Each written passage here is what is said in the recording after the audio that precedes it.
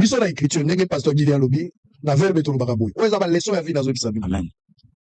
koseka ka écriture na yote potangi nanu ya bato belete Okay. mokolo kotango komona yo zoko mabien koleka bato bele nda komparaki pasi na ye tanga moni ke ya souffra mais tango ye kotala bite bato souffra koleka nga bazali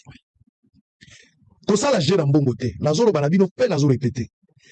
ba opportunité na vie ya ke belé oyo ko changer vie na yo ezaka moko kaka moko nde ko changer pour réussir na vie ba facteur eza ebele il y a plusieurs éléments constitutifs oyo ezoko tanger pour yo réussir na vie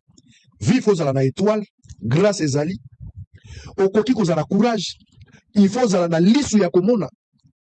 et puis il y a beaucoup de discipline il y a beaucoup de choses pourquoi zala la grâce aux la faveur nous a péreux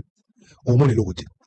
bon tika ba principe ya moto abika na sima moto eza lobiki na sima moto mais so courage te obika te parce que depuis le temps de Jean-Baptiste jusqu'à nos jours le royaume des cieux est forcé ce sont les violents qui s'en emparent talama itala fufu mbongo zo zwa lelo ko za opportunité wana mikolo nyo sauter tant so ko sakibiso des anniversaire ngana kabelio $50 parce qu'il a payé 300 na ya payé 50 ndeko ko abakiseli yo Didier Kaïbe na paré tindelo mois 200 osangi c'est comme 3000 to chake mundu bité fosa yango ka anniversaire yo ko sakibiso biso to pesio ozo bija osala ka anniversaire te okoki ko banda pe quelque chose tala mai tala fufu ozo zwa tant so lo zongo lobité na mso ya suko zu yango osali na nini ko vivre ka na